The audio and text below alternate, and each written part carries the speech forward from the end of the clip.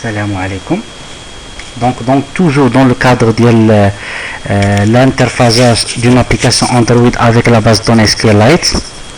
Donc la vidéo précédente, nous avons atteint le premier objectif, à savoir la création d'une base de données et les tables associées. Donc notre base de données est vraiment simple. Il contient seulement une table avec quelques champs, très simple, d'accord, c'est juste pour l'exemple. Nous avons vu à la fin que notre base de données s'est exécutée et nous avons la base de données que nous avons pu extraire depuis le smartphone vers mon PC, mon ordinateur. Grâce au plugin DB Browser, nous pouvons faire le parcours des différentes informations de cette base de données. Donc ma base de données pour le moment elle est vide. D'accord. Nous avons vu que la méthode onGreet, il s'est exécuté une fois. Nous avons voulu communiquer avec la base de données. D'accord. Il y a un dossier qui s'appelle database qui se crée à l'intérieur du dossier qui porte le package de l'application dans l'appareil. D'accord. On peut consulter ça grâce à la vue Device File Explorer, maintenant l'explorateur des fichiers de l'appareil. Maintenant, nous passons au deuxième objectif, à savoir les opérations de cloud. Avant de lire les données, bien sûr, pour pouvoir les afficher, nous allons devoir les insérer. D'accord. Je vais commencer par l'insert. D'accord. Pour insérer, donc pour nous simplifier la vie et travailler avec des objets, je vais créer une classe. Donc une sorte de mapping, d'accord. Je vais l'appeler personne, d'accord. Cette classe, pardon, elle se trouve dans le package, pardon. Je dois préciser un package, d'accord.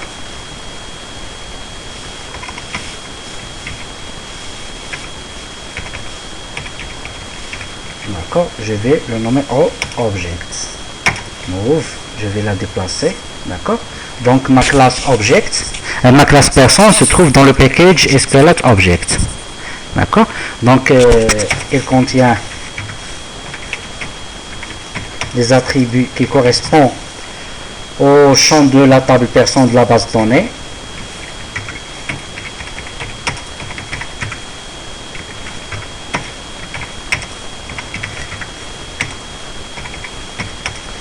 J'ai aussi la date de naissance et l'état.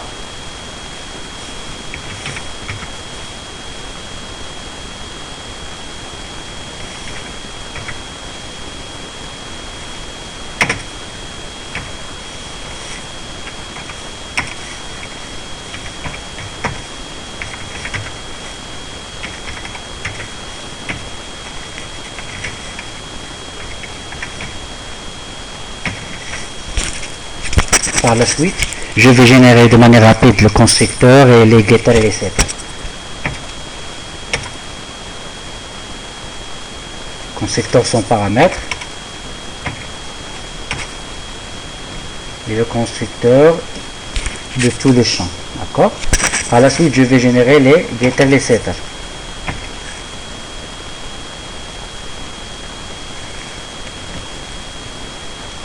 C'est bon, les getters et setters. Et puis la méthode toString. Add insert. Je vais sélectionner les informations que je veux afficher. Je vais les afficher toutes. D'accord. C'est bon. Là voilà ma classe personne. D'accord. Mais qu'est-ce que je vais faire dans mon gestionnaire base de données? Donc comme j'avais déjà créé une méthode qui permet d'exécuter la requête delete from, de manière qui permet de supprimer toutes les personnes, je vais créer une méthode qui permet d'insérer une personne. D'accord. Public z void boolean par exemple. D'accord. Insérer une personne. D'accord. Pour insérer une personne, nous avons besoin d'une personne. Nous avons besoin des informations de la personne à insérer. il y a problème, c'est false. D'accord?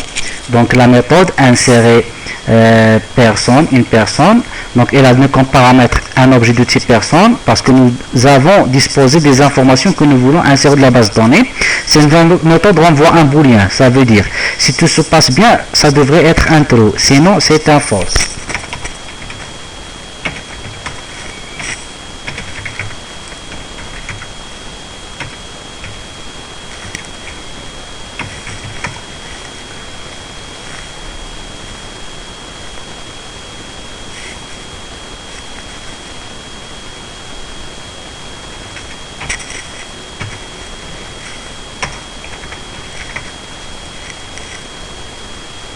Donc,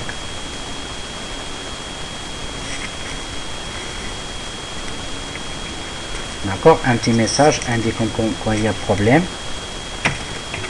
Donc, d'accord. La méthode c'est insérer. D'accord. Si jamais tout se passe bien, nous allons envoyer un true. Avant, nous allons journaliser l'opération, d'accord, l'afficher dans le log, d'accord, log 4. C'est bon. Donc là c'est le squelette de la méthode. Donc comment insérer une requête, d'accord. Donc de la même manière, je vais revenir vers le fichier string, d'accord, et je vais créer une requête pour insérer des informations. Je vais l'écrire ici pour qu'on puisse voir. Insert into quoi, la table P personne, d'accord. Je vais insérer le nom, l'ID est auto-increment, maintenant il se génère de manière automatique, et il s'incrémente 1, 2, 3, 4, 5, d'accord.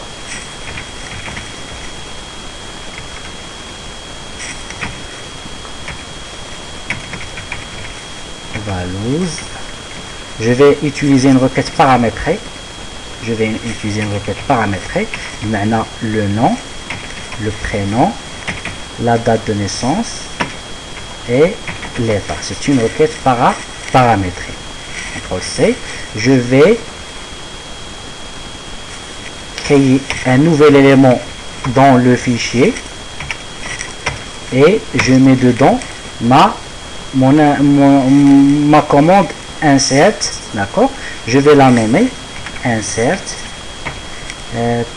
une personne, d'accord. Donc c'est ma requête.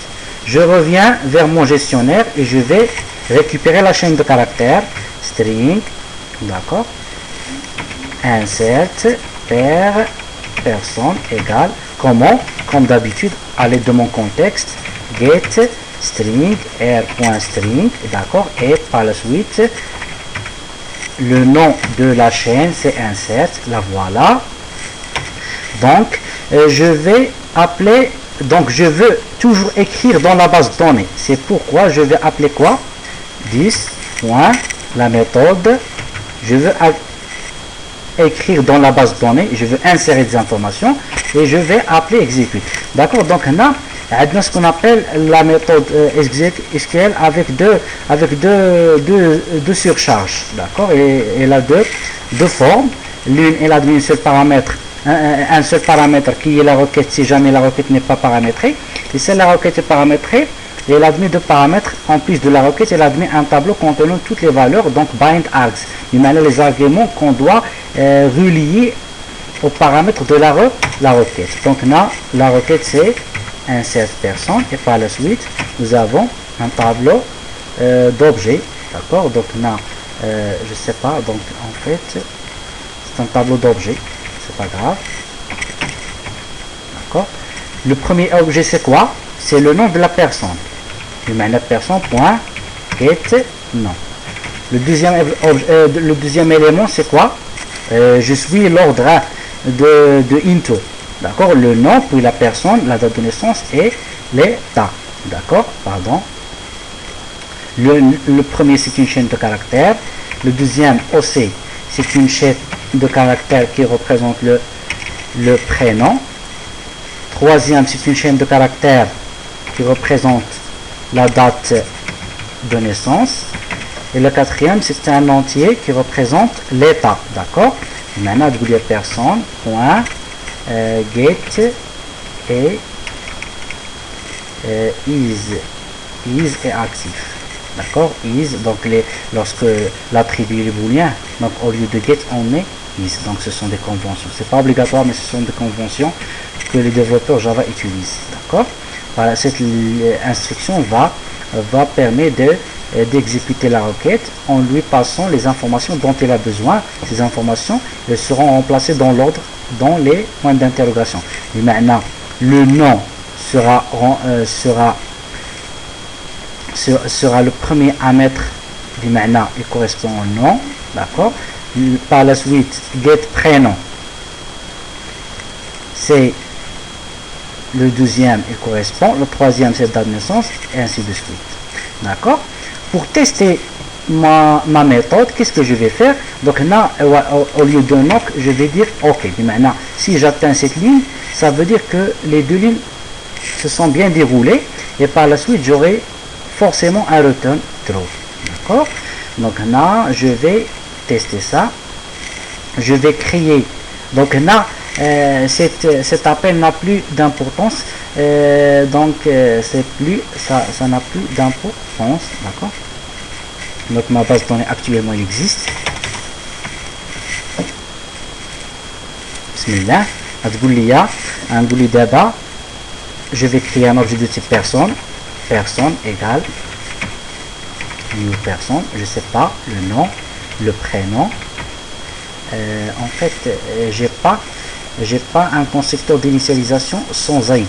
Et je dois revenir vers ma classe et je dois ajouter un constructeur parce que lorsque je veux insérer, j'ai pas d'ID. Lorsque je veux insérer, j'ai pas d'ID. C'est l'ID et les généré. Donc je vais utiliser un constructeur qui a besoin de toutes ces informations sauf l'ID. D'accord? Le nom, le prénom, la date de naissance et est-ce que c'est actif ou non. D'accord? Qu'est-ce que ça dit? Le nom, c'est ça. D'accord? Voilà. Est-ce que ça? Le classe ID, actuel argument. Ah, booléen. D'accord. True. C'est bon? C'est bon. D'accord. Donc là, je sais pas. Khalid Amin, la date de naissance 1980. D'accord. Elle est active. On va appeler la méthode. Donc mon objet, mon gestionnaire point insérer, je l'ai appelé. Apparemment, je l'ai nommé avec un majuscule. Généralement, on préfère les minuscules dans Java. Insérer personne. Et je vais passer un argument une personne. D'accord. S'il y a un problème, nous aurons le message knock. S'il n'y a pas un problème, nous aurons le message OK. Et par la suite, nous pourrions visualiser le contenu de notre base de données. Je vais faire deux autres insertions. D'accord. J'ai plus besoin de CTRL C. D'accord. Youssef, juste pour les tests. Ahmed, Anas, Karim, 6 2011 2 8 3. Je vais considérer que false. D'accord, c'est un. D'accord. D'accord. Et nous devons voir trois messages OK, sinon nous corrigeons s'il y a un problème. Donc je vais réexécuter mon application.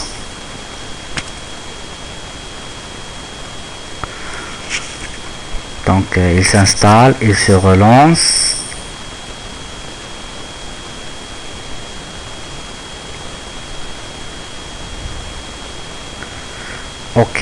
OK.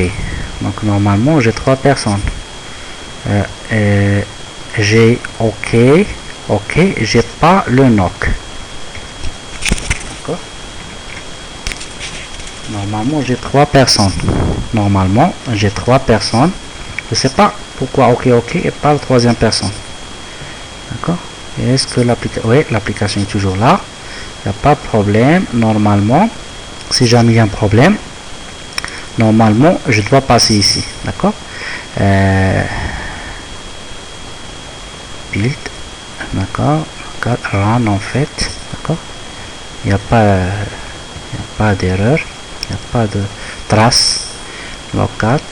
D'accord? C'est ça. À moi. Je sais pas si j'ai un knock. Non. J'ai un OK. On vérifie. Donc normalement j'ai créé 3 personnes. Première personne, deuxième personne et la troisième personne. Donc de toute façon, notre base de données est là. Nous synchronisons. D'accord? Nous la réexportons. Save as dans le PC, dans le desktop. Il me dira que ça existe. D'accord? Donc je reviens vers DB Browser comme je vous l'ai montré précédemment et je réactualise, je connecte, d'accord, connecte, oui, on connecte, d'accord, reload,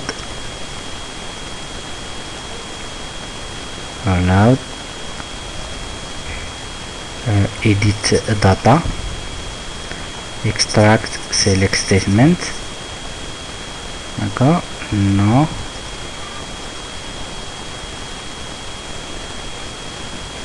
edit data, no filtre, d'accord, voilà les 3 personnes. Je sais pas pourquoi en fait, je sais pas, d'accord, je sais pas, franchement je sais pas pourquoi il y a 4.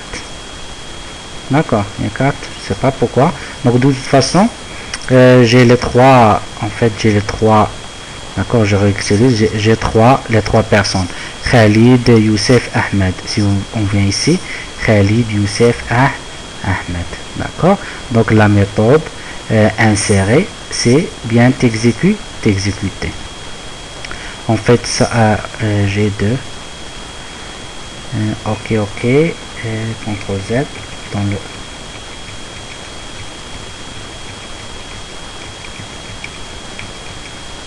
d'accord, donc c'est pas grave. Donc de toute façon ma base de données est là, elle contient les informations. Donc j'espère que ça a été clair, j'espère que c'est simple à retenir. Donc c'est rien, on ne fait qu'appeler la méthode exec SQL de l'objet database qu'on récupère grâce à la méthode getIteratableDatabase, puisqu'on veut insérer et par la suite écrire. D'accord? Nous avons passé 2 arguments, la chaîne de caractères qui représente la requête et la liste des arguments liés aux paramètres de la requête.